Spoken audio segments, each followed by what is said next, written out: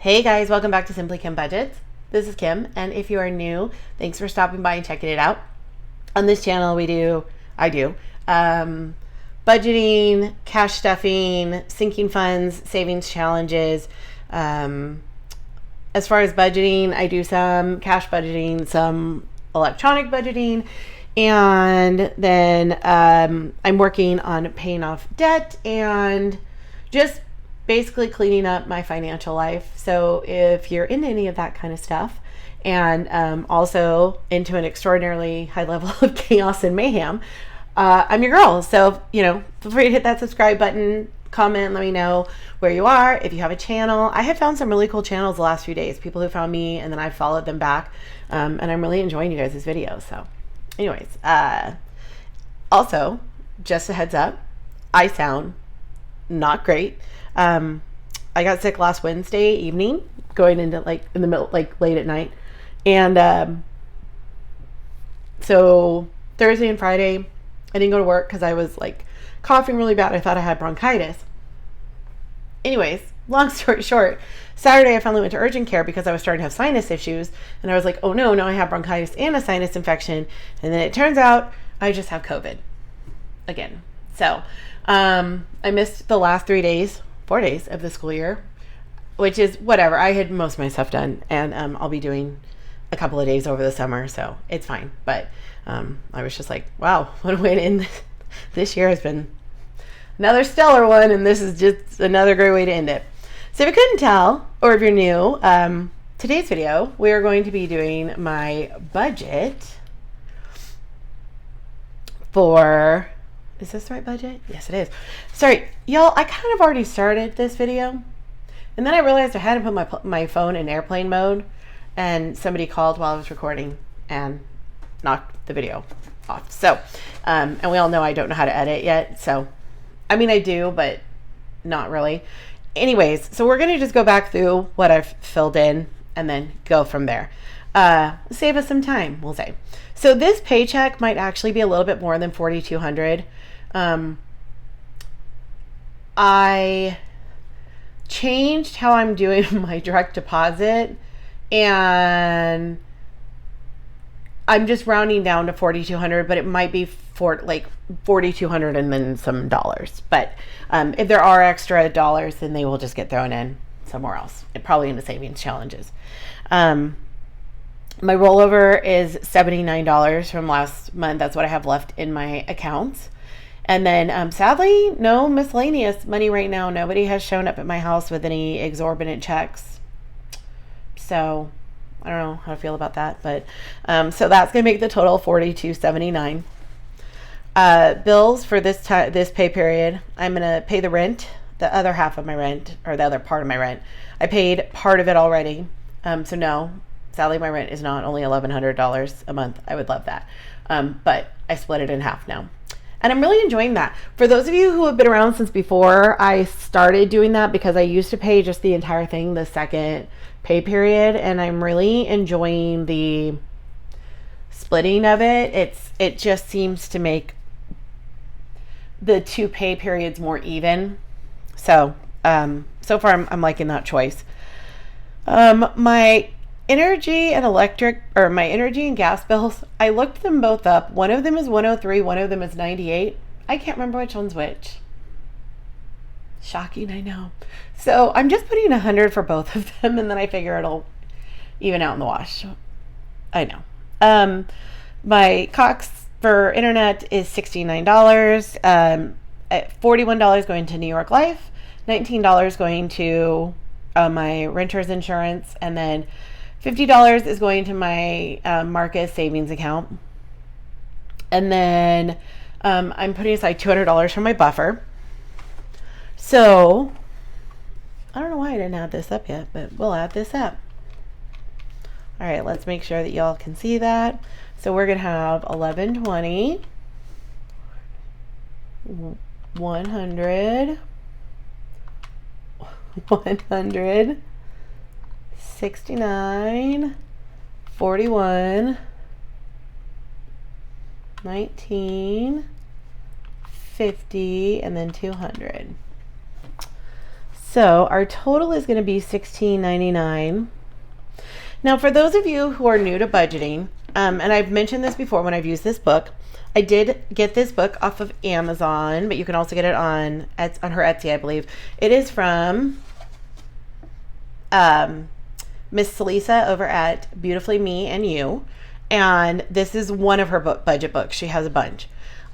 I really enjoy this book. I did try an Erin Condren planner, and I did really well for a couple of months, but then, as I've mentioned a million times, and I don't know.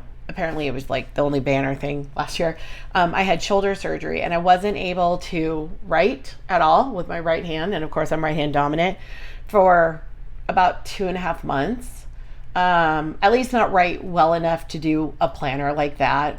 And then once I came back, all ambition for it was gone. So I may try it again in the future, because when I was using it, I loved it. But then it's one of those things that one day not doing it and that's it. So I'm really liking this for now. It's very straightforward. If you are a person who has a problem budgeting, I want to let you know, and I've mentioned this several times, but I've been watching a lot of Caleb Hammer's videos. If you aren't following him on YouTube, go find him and watch him. He does financial videos, and he has people come on and he audits their finances. And he does a Dave Ramsey-ish show, but I really like him significantly more than Dave Ramsey. I don't care for Dave Ramsey at all. Not to say that I don't think his methods work. Obviously, they do. They can. But I don't love one size fits all to anything. And I don't love that Dave doesn't actually talk about looking into the root problem of why you have these issues. So for me, I'm going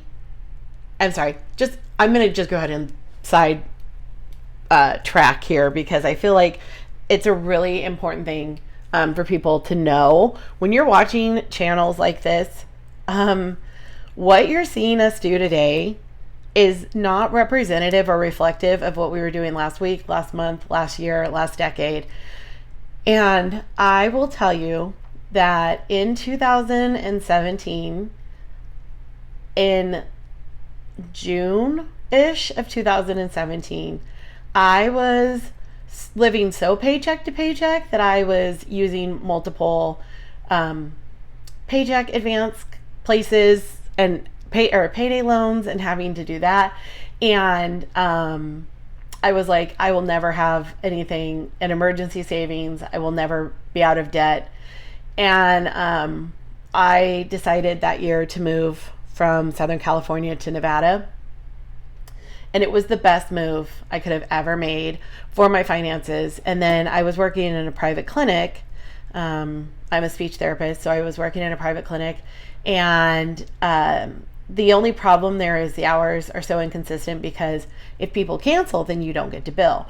And so I ended up taking a job at the school district and then staying at the private clinic a couple of days a week after school ended for extra money. And when I tell you that, if you had told me in 2017, it's going to be okay, by 2023, you're going to have almost $2,000 in an emergency fund, and you're going to be on a path to being debt-free, for real this time, and you'll have a budget system that will actually work, I would have actually laughed right in your face. Because as somebody who is ADHD, I have never understood how to budget. I would see budget templates and be like, cool, but I don't need all these things, and I don't know exactly how much this thing's going to be, and I don't know how to break anything down for a year. And trying to take things a year at a time is absolutely a nightmare for my brain. Trying to take things a month at a time is a nightmare for my brain. So I started watching people's budgeting and cash stuffing videos, and what I realized is that I needed to just stop and deal with only what I had in front of me right then. So that paycheck, what are we going to do with this paycheck? Get this paycheck divided up get this paycheck as efficiently spent as possible. And by starting budgeting by paycheck, and by starting doing cash stuffing, and by starting doing sinking funds, I have actually gotten to the point now where, like, I am very proud to say that I am going to Hawaii next month, and I cash flowed almost the entire trip. I did have to pay myself back for a credit card for my, like, on my credit card, because I bought my plane tickets before I officially had all of the money saved, but I wanted to get them before they were gone or raised. Like, the price went up because they were a really good price. But my point is, if you are in a place where you are struggling, where you have started before and you have had a really hard time, where you were going and things were going good and then you fell off, just start going again. Just start going again. And this planner, going back to it, bringing it back around, this planner is very helpful for doing just a paycheck breakdown. And I like it because I don't care what happened, all of these. I don't care. They happen and they're done. What I do know is all my bills are paid, current. Nothing is in collections. I don't have to worry about, I had the money in my sinking funds, the money in my savings challenges, if worse came to worse, my emergency fund, and then this $79. So I have never, ever, ever been in a position where I could ever imagine being like, oh, we get paid. That's cool. Because normally I'm like counting down minutes and hours until like payday. So anyways, if you are looking for a really solid step-by-step, chunk by chunk, fill in the numbers and just make your life easy budget book, I highly recommend hers. And I will tag her in the description, and she has a video with a description of all of her books.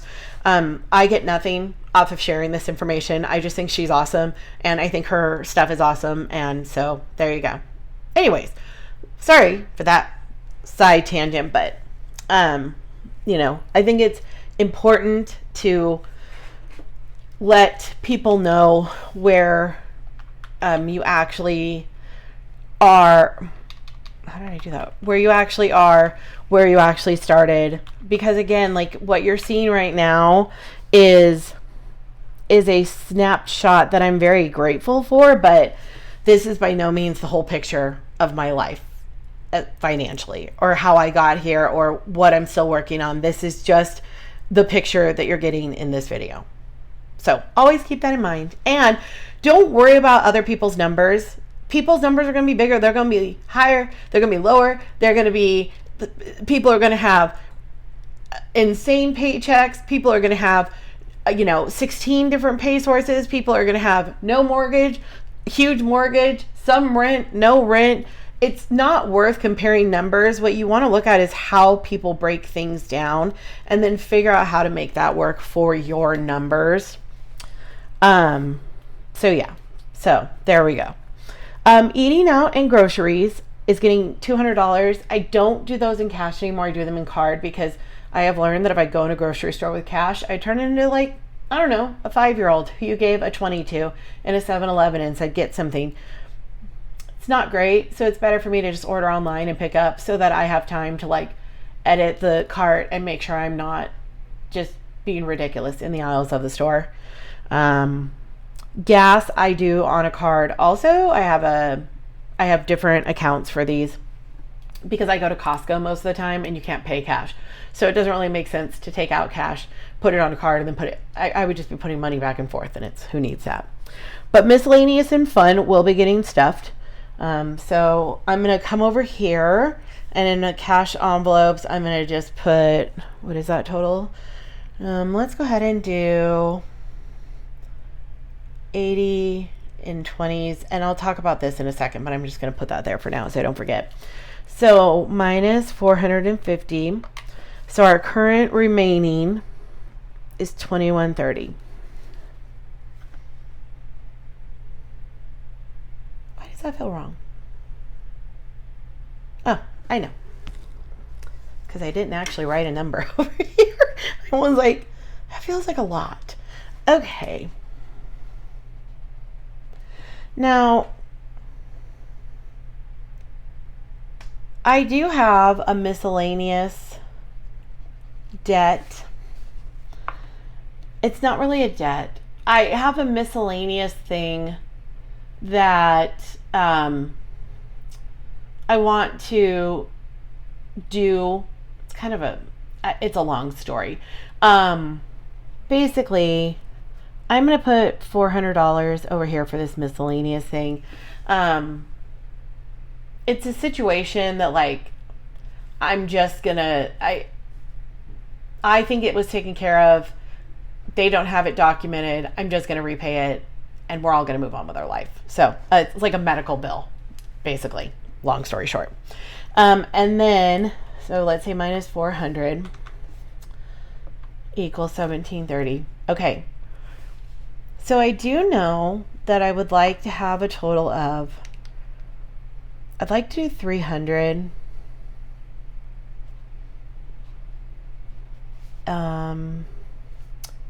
I'd like to do 350 into my sinking funds. And I would like to do 400 into my savings challenges. So that's going to leave 980. I really don't like that amount. That's going to bug. Okay. I don't know. I guess that's fine. So 980 is going to go towards the next debt. I'm going to be honest, I don't even remember what debt that we're on at this point. But whichever one it is, I don't have my cheat sheet in front of me. But whatever number 4 is, and it's one of the credit cards, so. Okay. So let's see. So let's make sure that we've got this right. We've got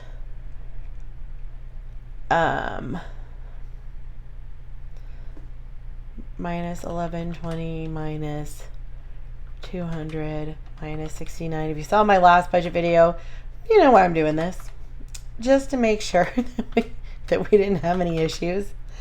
I feel like I'm having a weird feeling because I am splitting the rent now. So previously, I would have $700 left. $750. I don't know however much I paid for the first part of it. Oh no. No.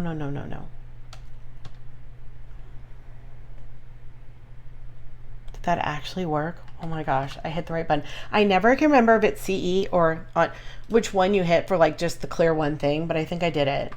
Oh my goodness, you guys, this is a big day. Okay. Minus 100. Anyway, so I feel like because I have that extra $700 in this pay period, okay, well, we've failed. So we're going to do it this way. 42.79 minus, we're going to just hope my math was right the first, oh my God, you guys, 42.79 minus, I'm sure this is so frustrating for people, and I want you to know it's frustrating for me too. And if you have a child or you yourself have ADHD, I just want to say again, this is how life is all the time. All the time. And it sucks. It's not that much fun, but it is what it is. And it's how we got to roll through life. And so I find it's better just, like, not to beat myself up and just, we're just gonna make it work. It's fine.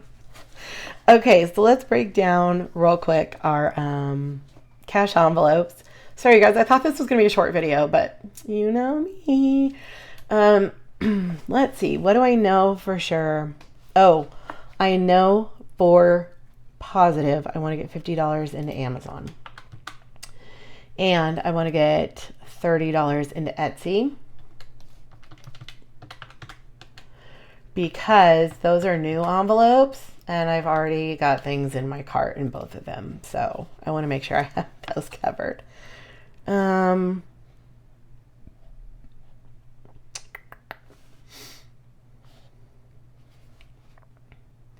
Okay, let's see. Clothes, we're going to do 30 this time. Oh, I have very exciting news on the beauty front. Beauty is going to be getting 70, but I have something very exciting for when we do beauty. So, let's see. Registration's not getting anything this time. Car is going to get 20. Licenses is getting nothing. Furniture is getting nothing this time. Birthdays, I feel like I'm good. So I'm just going to put a 20 in here. Let's see. Medical, I'm going to put 40 in there.